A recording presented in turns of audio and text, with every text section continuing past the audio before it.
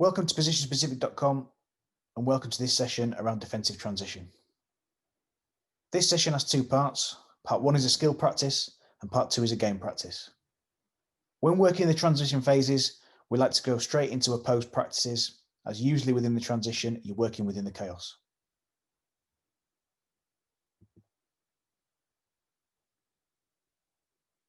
So when planning defensive transition practices, we always look at our performance wheels.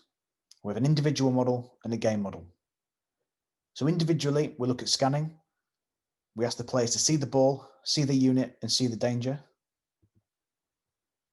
We ask them to think about the movement. So can they adjust the footwork and body shape into relation to the ball and the attacker? We ask them to dictate. So deny, delay, and deflect, or force the attacker where you want them to go. And finally, defend. Can they win the ball cleanly or force the opposition to a mistake? So taking those four individual factors, we look at the team model. So within the team model, we look at pressing. So initially, can the nearest player apply quick pressure on the ball and stop the ball progressing forward?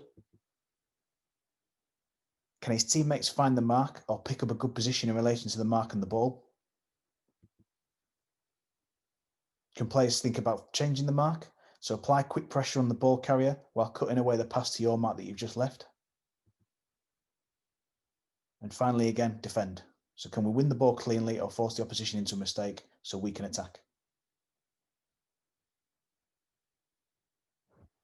The first part of this defensive transition session is a skill practice.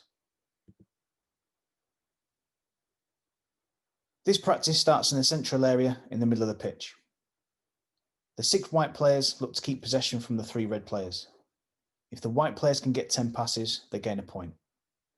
If the red players can win possession, they can play to their teammates on the outside of the central area. This then sets up a 9v7 game, including the goalkeepers. Whichever half the reds receive it in, they must attack the goal at the opposite end. This then springs the whites into their defensive transition. Always give the transition team a target, and in this case, it's winning the ball back within 3 passes. So if they win the ball back within 3 passes, they can go score in the opposite goal to the reds attacking. If they don't, and it goes past 3 passes, the practice just starts again in the central area.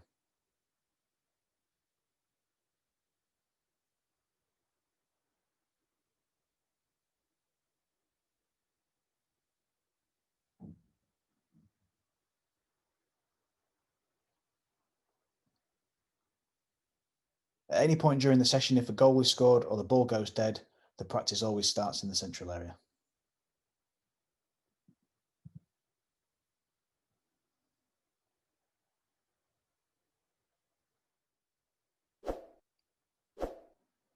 The last part of this defensive transition session is a game practice.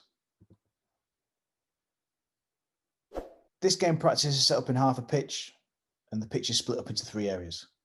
2 wide areas and a central area. The practice starts with 7 or 11 in the wide areas, taking a touch out of the feet and providing a cross into the penalty area for the number 9 to go and finish. As this is happening, the coach will play a ball into the red centre backs, starting off an 8v7 game. We're looking for the white number 9 to recover into position as quick as possible and for his teammates to find the mark. Once the game becomes 8v8, we're looking for the white team to look at opportunities to change the mark and press. Once a goal is scored or the ball goes dead, the practice restarts.